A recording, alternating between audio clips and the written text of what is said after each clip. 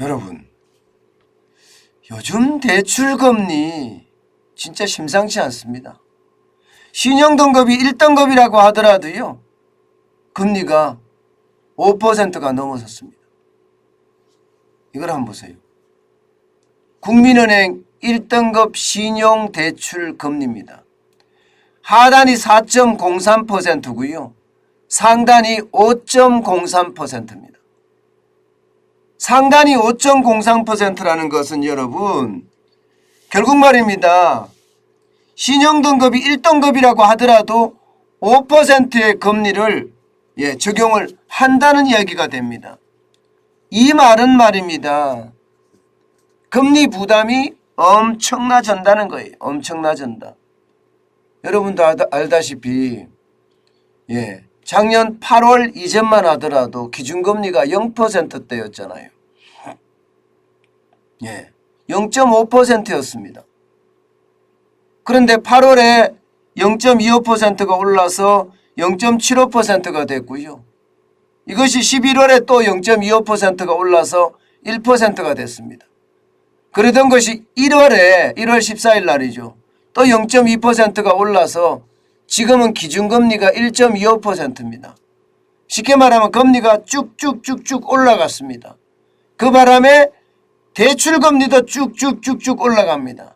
여기에다가 국가 부채에 대한 어떤 우려감이 더 커지고 국채 발행이 많아진다고 예상을 하니까 또 시장금리는 계속 올라가고 있습니다. 이런 시장금리에다가 가상금리를 포함하면 대출금리인데, 대출금리가 5%까지 갔다는 것은요, 영끌한 사람들, 영끌해서 집 산 사람들 있잖아요. 여기에다 비투한 사람들, 쉽게 말하면 돈 빌려서 주식 투자한 사람들, 코인 투자한 사람들, 지금 난리가 났다, 이렇게 이야기할 수가 있습니다. 그만큼 금리가 지금 천정부지란 말이 맞을 거예요. 천정부지로 지금 올라가고 있습니다. 여러분, 시중금리 한번 보세요. 시중금리를 보면 여러분들도 깜짝깜짝 놀라실 거예요. 지금 신용대출금리, 전세대출금리, 주택담보대출금리 5대 시중은행의 금리를 보면 말입니다. 국민은행, KB국민은행의 신용대출이 4%, 4.03%에서 상단이 5.03%예요. 지금 뭐 신한이나 우리나 하나나 농협은 4%대 후반이라고 이야기하지만, 중반이나 후반이라고 이야기하지만 국민은행이 리딩뱅크거든요. 리딩뱅크. 쉽게 말해 1등은행이란 말입니다. 1등은행이 저렇게 하면 다 따라갑니다. 다 따라가요.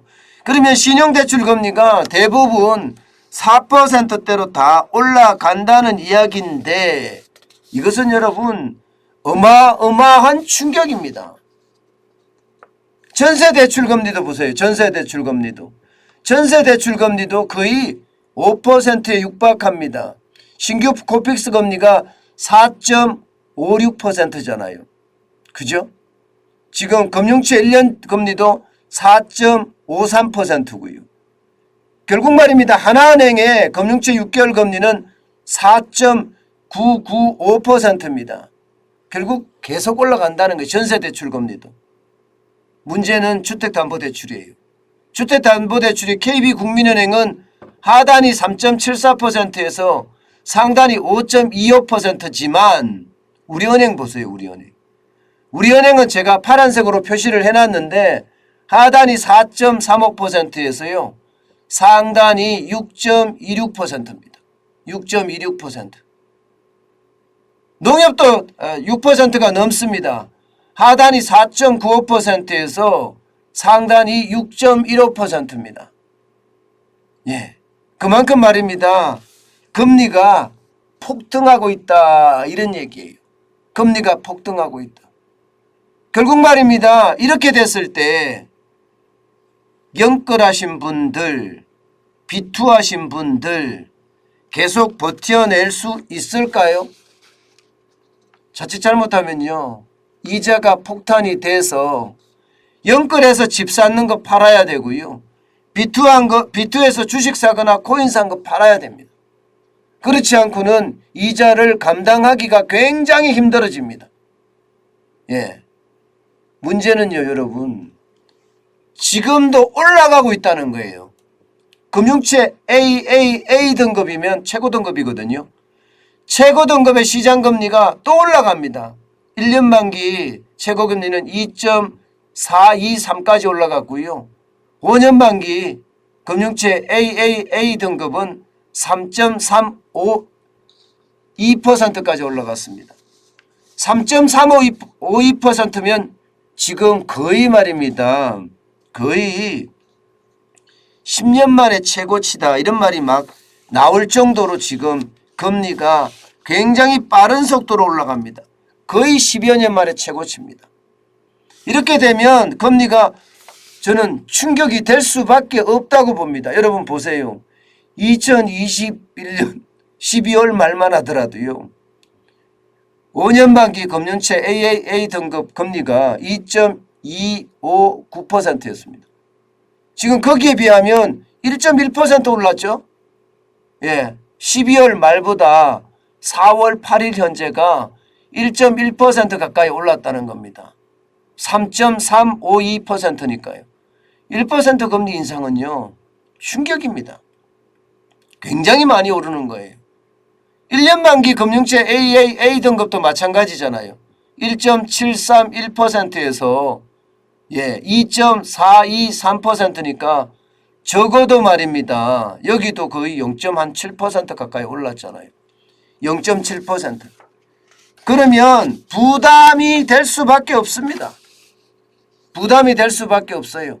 앞으로도 계속 올라간다는 이야기니까 지금 이 금리가 여기에 머무는 것이 아니라 신용등급 1등급 금리도 5%가 더 될 수 있다는 이야기잖아요.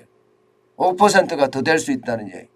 그래서 충격적이라고 이야기하고요. 실제 말입니다. 금리가 올라가니까 영끌이나 B2가 실제 위기를 맞고 있는 현실이 시장에서는 지표로 조금씩 나타나고 있습니다. 여러분 보시다시피 금리가 올라가니까 대출이 줄어듭니다. 2021년 1월에 5대 시중은행입니다. 가계대출 잔액이 줄어들었습니다. 707조 6,895억 원, 무려 말입니다. 1조 3,634억 원이나 줄어들었고요. 2월에도 1조 7,522억 원이 줄어들었습니다. 3월에는 더 많이 줄어들었습니다. 2조 7,436억 원까지 줄어들었으니까요. 그러니까 이게 영끌한 사람들 여기에 대한 이자 폭탄, 비토한 사람들 이자 폭탄 지금 심각해진다는 이야기죠. 그리고 대출이 부담이 된다는 이야기예요. 대출이 부담이 된다.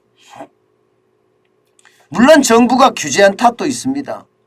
규제한 탓도 있지만 여러분, 규제를 심하게 하더라도요, 돈이 없는 사람 입장에서는 어떤 식이든 빌리고 싶어 합니다. 그런데 돈을 빌릴 수도 없을 뿐만 아니라 금리가 높아서 부담이 된다는 뜻도 되는 겁니다. 그만큼 말입니다. 영끌이나 B2가 지금 위기를 맞고 있다. 또 그 위기가 현실이 되고 있다. 이런 얘기입니다. 예상했던 것보다 여러분 금리가 빠르게 오름으로써 말입니다. 시장의 충격은 충분히 많이 줄 거다. 그렇게 예상을 하고 있습니다. 여러분 금리는 더 올라갑니다. 대출 고정금리로 갈아타는 거 굉장히 중요하고요. 갚을 수 있으면 갚는 것도 굉장히 중요합니다. 저는 이게 갚을 수가 없는 분들 이해할 수 있습니다. 자영업자 소상공인들 갚을 여력이 지금 안 되잖아요. 장사가 안 되니까.